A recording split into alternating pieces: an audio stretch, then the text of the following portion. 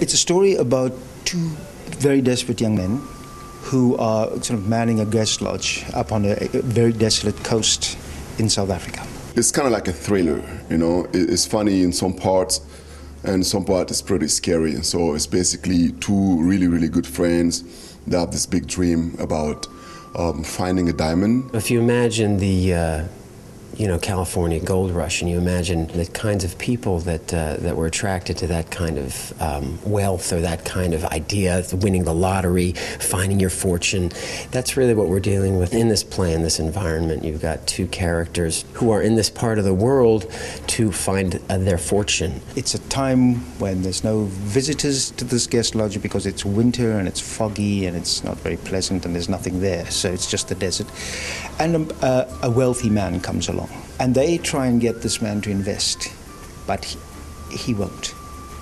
And that's the story, really. I think that's what sort of makes it happen. It's the alms giver and the beggars. Well, it's three people having dinner and stuck out in the middle of nowhere, and they start to make their request of the other people. And it doesn't work out so well for a couple of them. I was quite attracted to the story of three guys trapped together in a seaside resort, fogged in,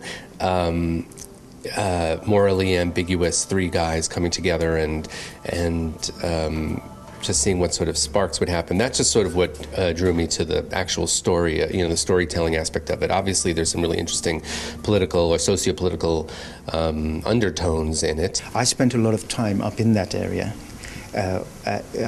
working in a guest lodge, so I met a lot of people, and I think the impetus for the characters and the story and the setting came from that time. South Africa is a very interesting place. As you probably know, they went through apartheid for like several decades. And in the early 90s, Mandela got freed from jail after 27 years. And in 94, they had an election. And it's called the Rainbow Nation, all kind of colors. But the thing now is there is a tremendous reversal of power because the big majority, of the population is black. And the white people that were in power now are obviously minority. So they lost this power, but they haven't really lost it because they're the one that have the money. And since then, though, is people are not terribly sure about who they are in the new South Africa, and that's whether it was a change for the good or a change for the bad. Some people lost their jobs. Some people can get jobs but still don't have them.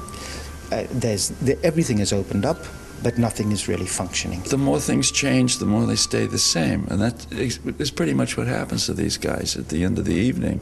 They've all set out to try to accomplish something, and they really don't get it. They don't get it. They wind up right exactly where they were before.